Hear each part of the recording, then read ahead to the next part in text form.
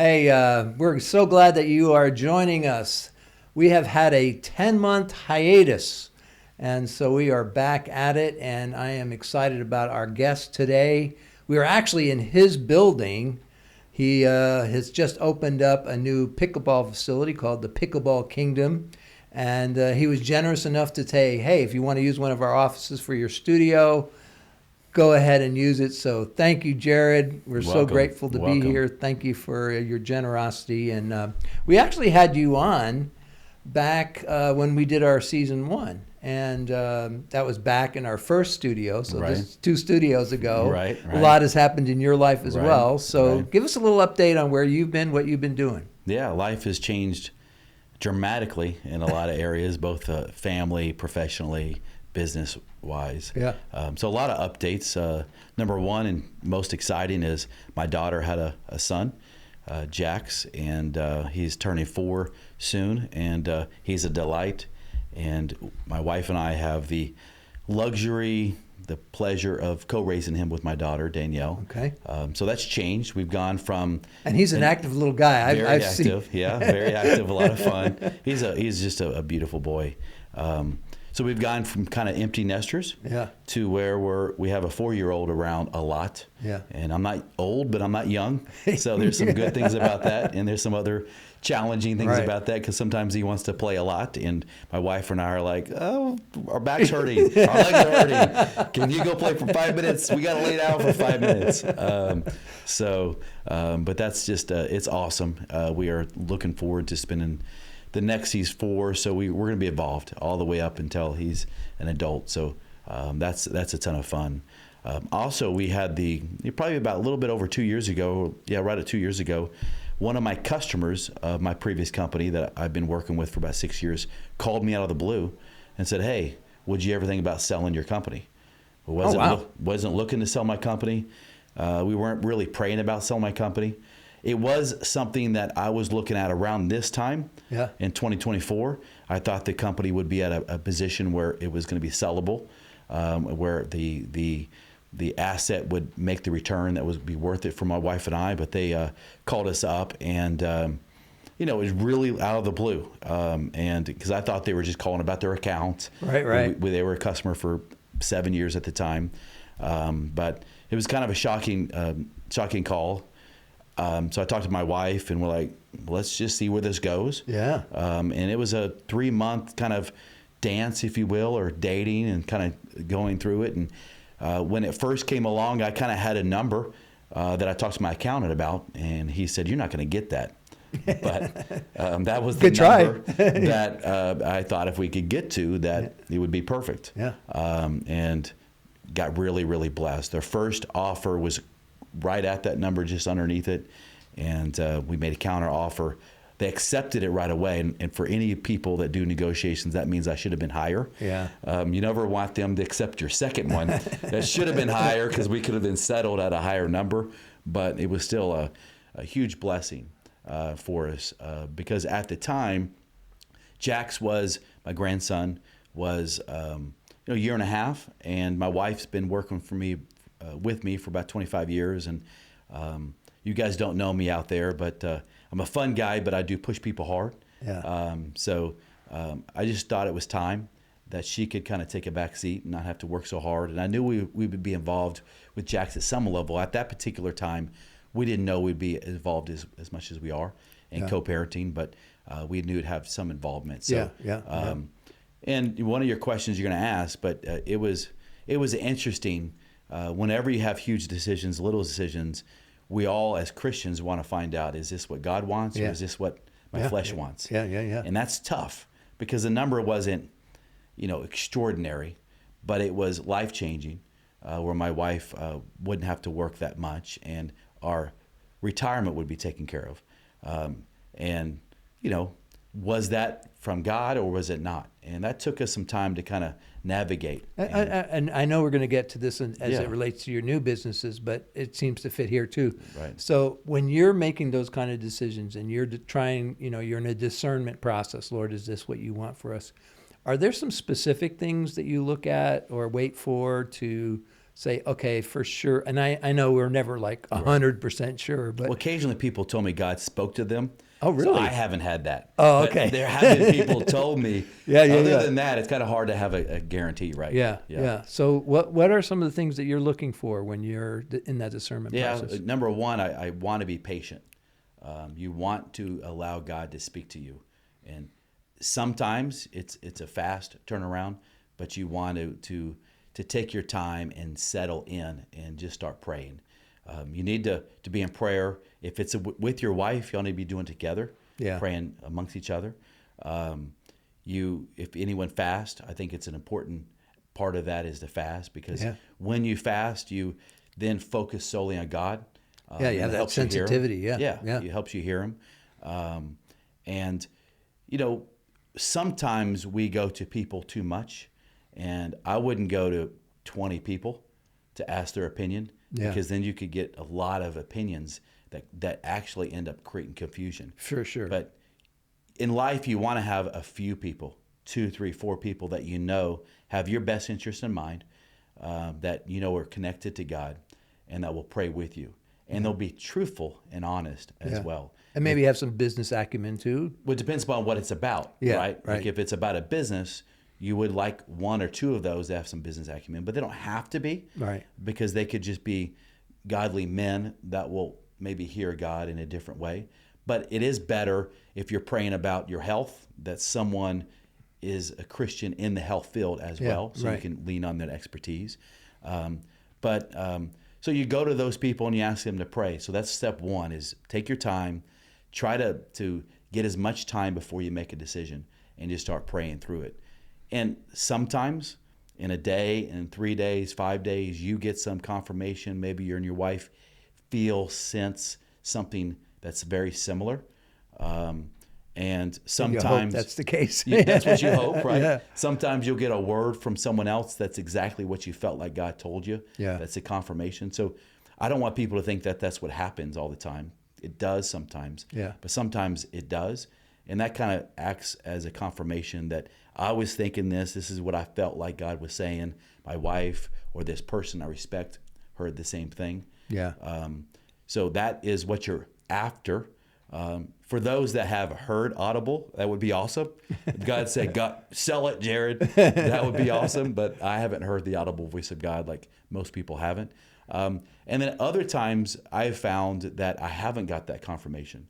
We still have that question mark, my wife and I, or if I'm making a personal decision and no one else is confirming. So what I usually do in that situation is I decide, but then I don't act. So I make a decision.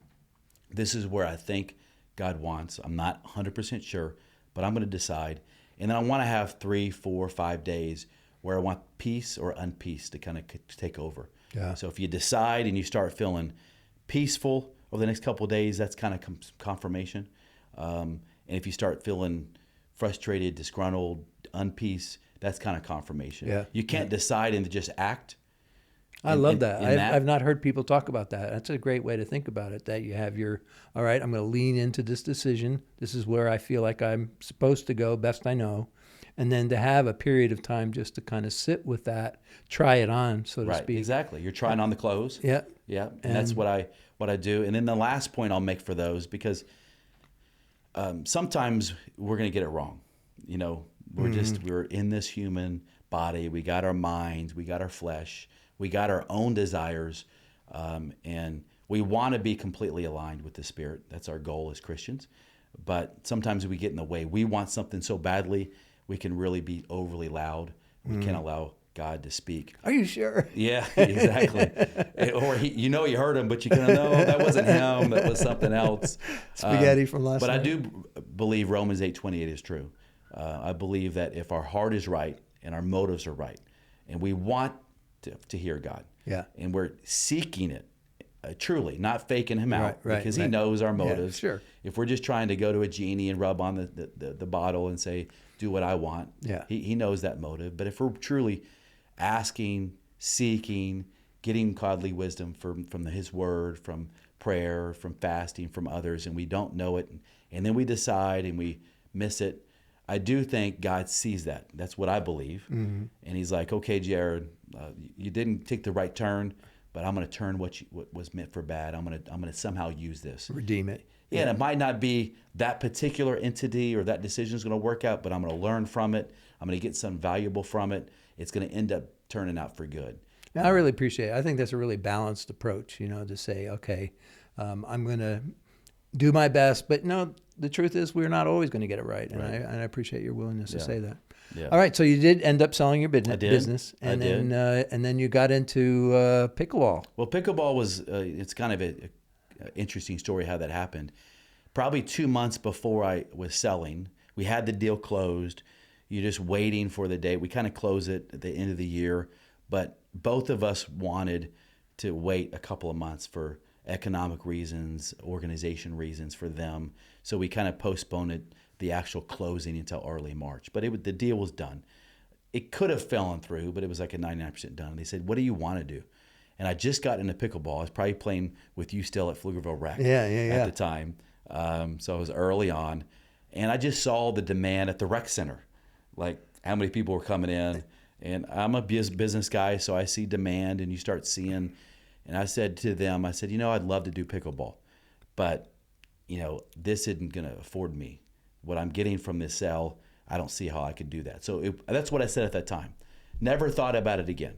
But I told the guys that were selling it to me that that's what I wanted to do. So I sold the business. One opportunity came up with a body shop with a partner that was awesome. So right away I bought a body shop, but I know nothing about cars. I can't even change windshield wipers. So I can't operate. I can't. I bought some. I had guys at the body shop put my windshield wipers on. So that's not a business I'm going to operate. I know nothing about it, but I have a good friend that was operating one for a long time, and he was in between body shops that he sold, and we kind of partnered on one. And I took some of that money, bought a body shop that was there for about 20 years. He's operating it, and it's been a tremendous financial blessing. It doesn't take, I probably spend 2, 3, 4 hours a week working with my partner. Occasionally I do some marketing, accounting stuff, but it's kind of a low job, low dependence upon me. I also then started a small business in a similar realm where I'm selling cameras for birds. It's a bird feeder that has a camera inside of it. Little small business. My previous business, I imported from China. They were cameras for trucks and farmers, etc. So it's kind of down the similar line. And I have a good friend of mine that I've known for 25 years from my church. He's retired, just a couple years older than you. And he was awesome at what he did and said, "Hey, how about you run it?" And so we have a little business that we've been doing for about a year and a half, just kind of growing that. So both of those were going for about 9 to 12 months and probably about 9 months. But I was working 5 to 10 hours a week, if that. Yeah. And, that's nice, but I'm still 50, so I'm still young. Yeah. And I just felt like I had more to give. And I think it's wasteful. I didn't need to work.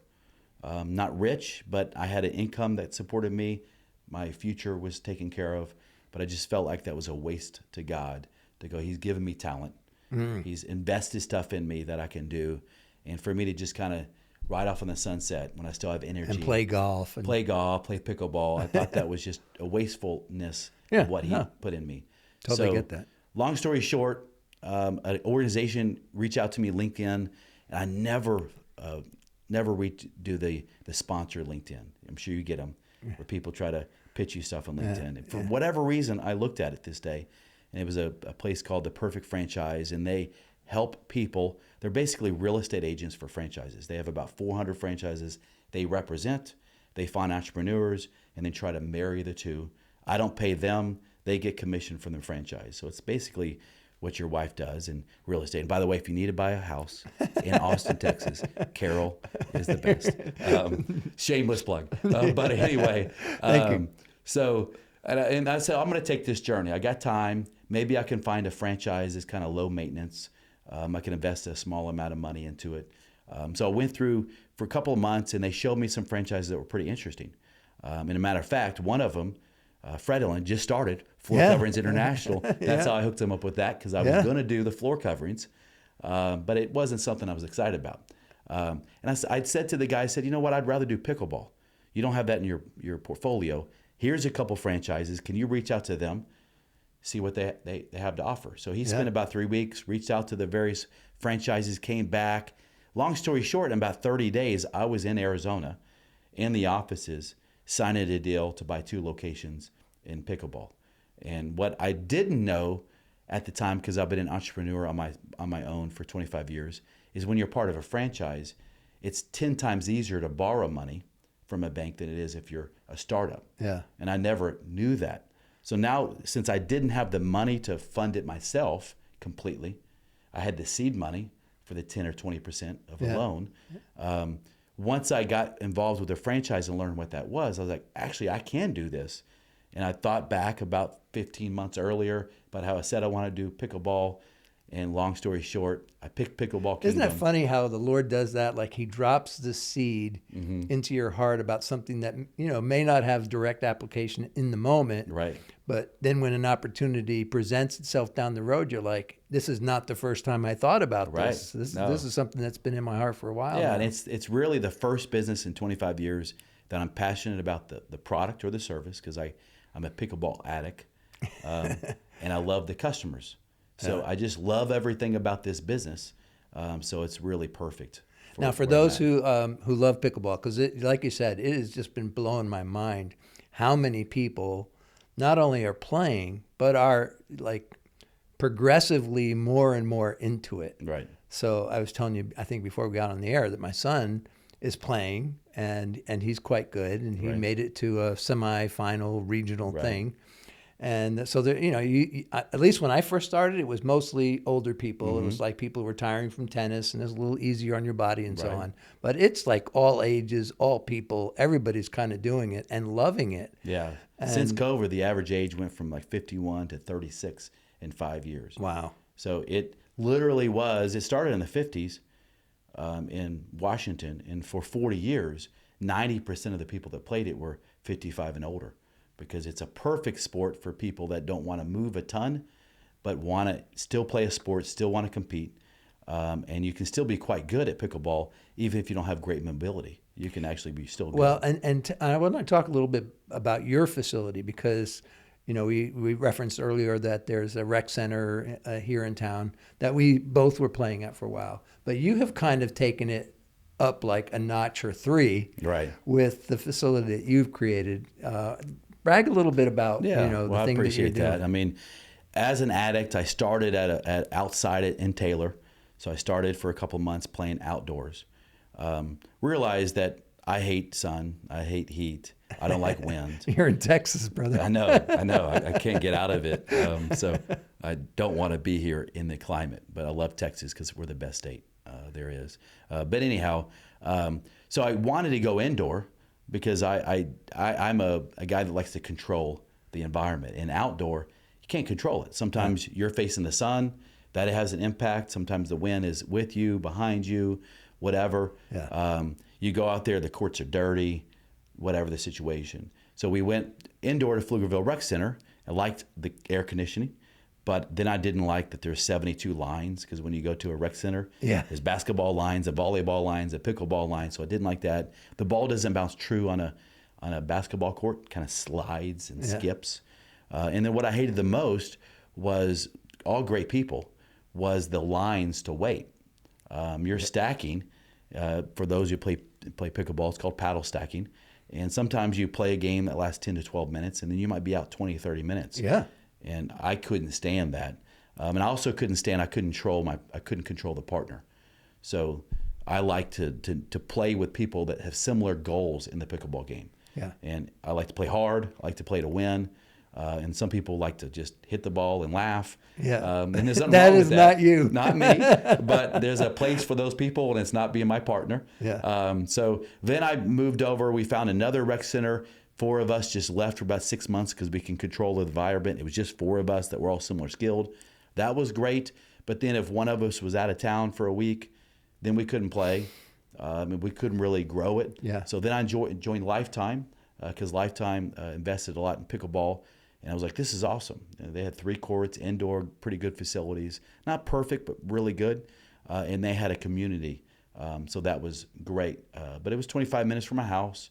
It got so popular there, and this is no exaggeration, to reserve a court, you literally had to be on the app on 7 days in advance, right at 8 a.m., and you had about a 3-second window. And if you miss that 3-second, no exaggeration, you're not going to get a court because that's the demand of it. And funny enough, I had some friends that were computer programmers. They were able to develop a program, a bot, that would do it. Do it for you. They would do it for him. And then they put it in, and this is really funny, they had it in one place. They found out that if you put it closer to the server that lifetime, you would that nanosecond of distance, give them a better chance. So they moved the server to a closer area, so the bot was able to get them even faster. So I was like, wow, look at what I'm doing to try to play pickleball. So long story short, then a couple people opened in Austin, and I've joined everywhere, played everywhere. So saying all that, I've played in all conditions: outdoor, rec centers, Lifetime, a couple other indoors. So you got a good idea of what. Great idea. Yeah, so what do you need? Combined with what the Pickleball Kingdom franchise, because I'm a part of a franchise, so they do have very specific rules on how we build it, lighting, coloring, etc. And what I learned, I do think I put the perfect pickleball courts together. And it's not me just saying that. Over the last week since we've opened, I've had 100 people, and some of them are really good people, and some of them today were beginners. And they say, I love your lights. I love the space. I love the court quality. I love where you put the fences. I love, the net quality. So we put together. You even have like technology where people wear the little watches and you can change the score on the scoreboard. We got a 1080p camera that's recording everything, so you can get download. A replay. You can do a replay. So if you hit a really cool shot, you press a button on an iPad or on your on this wristwatch, and it saves the replay in your profile in the app, and then you can download that, post it, you can save it, and you can keep score on 75-inch TVs behind you, and you can download the whole hour or 30 minutes. So if you want to download the game and analyze your game, that is humbling. I will tell you, if you've watched yourself, you're not nearly as good as you think you are. Yeah. You think you're moving faster than you are, and you see yourself going, man, I'm slow. It's not something you want to do. And then you have these really nice areas where people can sit and watch the game. So if you need a break or something, you got these really comfortable chairs and tables. I mean, it's important to have a good lounge area because you're going to be in and out on paddle stacks. So I got couches, I got TVs, I got chairs. I even have tables because if you want to work from come here and act like you're working. Your boss thinks you're working from home. Come up here, bring your laptop, get on our Google Fiber internet. You can work in between games. So I try to think of everything. Got a bottle filler for those that want to fill bottles. It's a HVAC. I keep it at 70, so it's a cool environment. Not just cool, but cool. So great. Yeah, so great. And we got this building, and then we're opening a building next door. It's gonna be 8 courts. So here in about 3-4 months, we'll have 11 courts in this facility that we're at now. Nice. Really nice. Yeah. All right. So I want to shift focus a little bit. I want to come back to the whole business risk-taking thing. You've been an entrepreneur. It sounds like almost a serial entrepreneur with all these different ventures that you've done. And that requires a certain amount of risk-taking capacity. Like you're going to have to be willing to absorb some risk. Mm-hmm. Is there a way in which you've kind of put that together with your faith journey where you're stretching yourself, you're moving forward in something new, but you're also kind of depending on the Lord to give you guidance about that? How does that actually play out for you? Right. Well, first, I think some people have risk aversion or risk tolerance, mm-hmm. and that's kind of in your personality. And if you have risk aversion, it's going to be tough for you to be an entrepreneur and be super successful, because if you aren't willing to risk, you're going to be always trying to build your business on a budget, and it just most likely is going to really thwart your success. It's just going to be difficult. So you need to have some risk tolerance. You need to have a personality. You need to go in and knowing that I'm going to risk, because I've talked to a lot of entrepreneurs, people that want to be entrepreneurs, and then you tell them, hey, you need to do this, and like, well, how am I going to afford it? Well, you go get a credit card. You go borrow money. And they're like, what do you mean? I go, well, you figure it out. You got to fuel the business. Most businesses require some sort of fuel in cash. Yeah. And it could be for inventory if you have an inventory-based business. It could be in rent because you're going to be a retail storefront. It could be in some marketing if you're going to have a website. You're going to have to fuel it at some level. And then a lot of my risk tolerance grew as being an entrepreneur. So when I start, you're a smaller company. So $5,000 is what you need to borrow. So it's kind of like lifting weights. You start with 10 pounds, and then you start with 20, and then you start with 50, and then you get higher.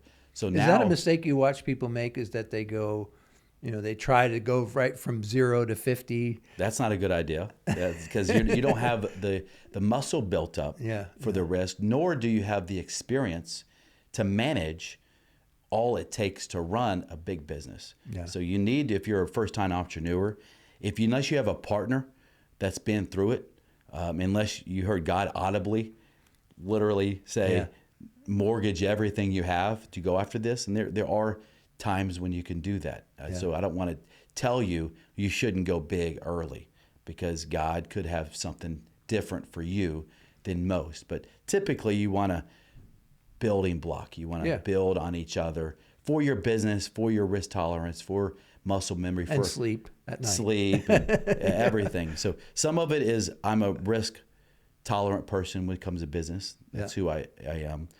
A lot of it was experience. I started risking. And then probably the last 10 or 15 years, once my wife and I feel like this is what God calls for us, we're willing to do it all. We will literally put all of our chips in the table. And the pickleball business is a perfect example.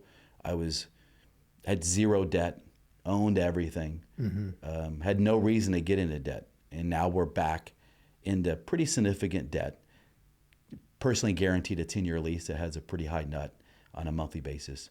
So people are like, that's crazy. It is crazy.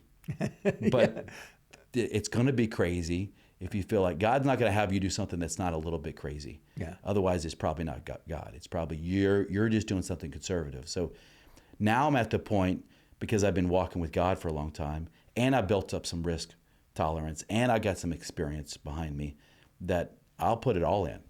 Every dollar, all of it, if I feel like God's behind it. And I don't lose sleep over it. I really don't. And that's tough for most people.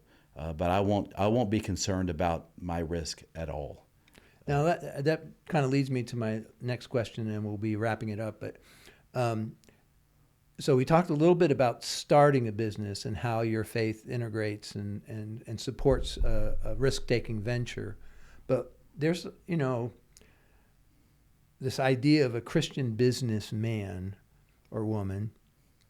And I'm just curious, from your perspective, when you're running a business, how is your faith informing your day-to-day business practices? Is there an integration for you? What does that look like? Yeah, I mean, if I was on the podcast and said no, I would be a bad Christian business leader. But in reality, there probably wasn't my first 5 to 8 years of business. I was a prophet first. I went to church. I said I loved God, and I probably did at some level. But if there is a corner to cut for profit, I would take that corner. And I actually would cheat in order to make that profit. And those businesses had a lot of success, but they all crashed and burned. And I'm not going to say it's cause and effect. It could have been exactly that.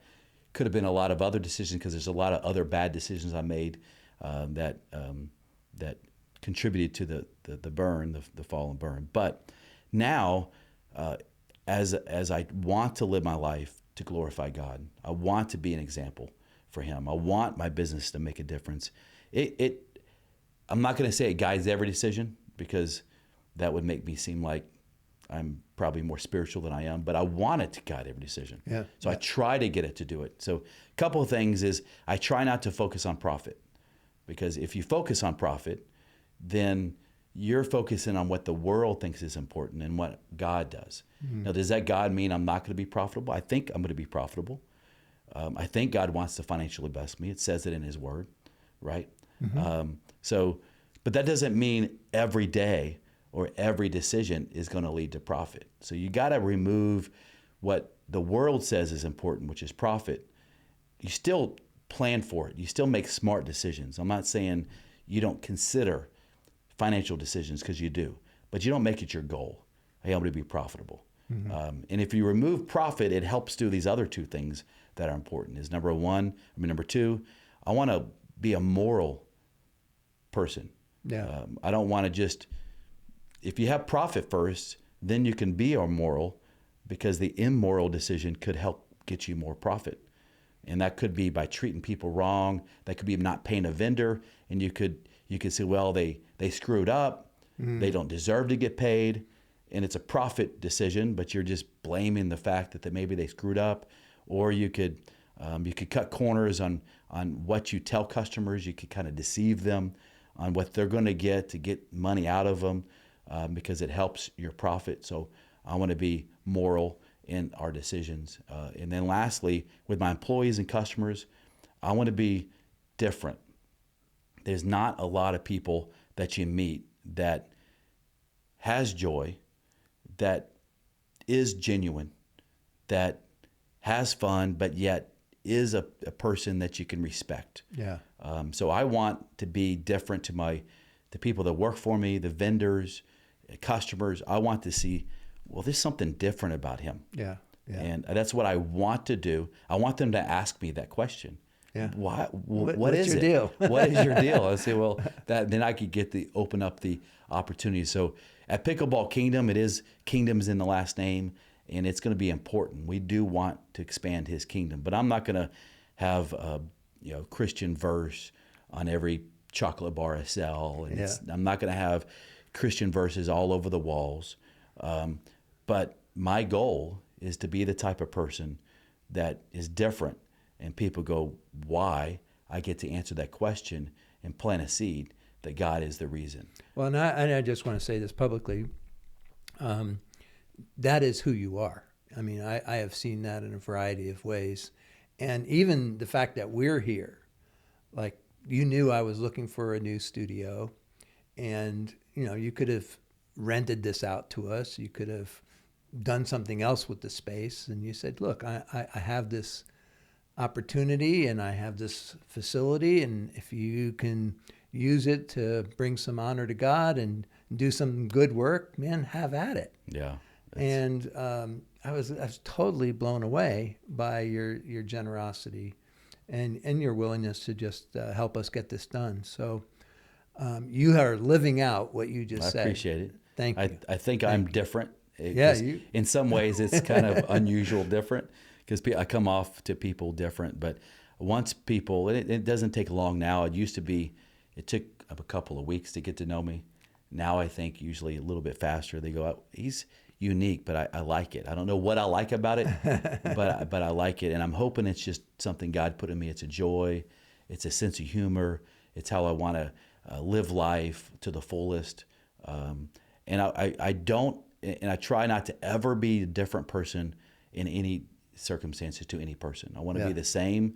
Like your brother, my pastor, is a good friend. I want to be the same to him. I don't want to act different around a pastor than I do around my son, around a stranger. I want to be the same person, because I think that's what we're called to be. I think that's what integrity means, right? Could be. You're saying that, but I want to be that person. So that's important. So that's the three things I try to integrate with my business. Is not, I care about profit, but it's not my goal. It's not why I'm doing it. And I think it's, if you seek Him first, all these other things will be added to it. So I'm trying not to seek profit, and that's hard. If you're a business person, it's hard not to seek profit. Yeah. But whatever you focus on is what's going to occupy you. And if you're focused on profit, it's going to occupy all your decisions, and it's going to lend you to make bad decisions, immoral decisions, cut corners, etc. Yeah. Well, Jared, this has been a great conversation. Thank you so much for taking the time. I know you had other commitments today. So. Just playing pickleball. Hopefully you're going to go out and play pickleball. But I am. We just opened up this last week, so it's been a crazy couple of weeks. But I'd like to do this as much as you can. Hopefully someone out there got a little something out of it, and it was a blessing and encouraged you. So I'm sure it was. Yeah. So, and thank you for joining us. Join us again. We're going to be doing this every other week here. And so if you want to put it on your calendars, we have some great guests lined up. So join us Thursdays live at 5. Unless we're having some technical issues, it might be 5:15. Right. Exactly. And whoever's coming next probably be better. So make sure you come back. And Preston, thank you for your job behind the scenes. You're a great guy. Thank you for your troubleshooting today. It was a blessing, and glad we were here. Amen. All right. All right. Have a great Thanks, day. bro.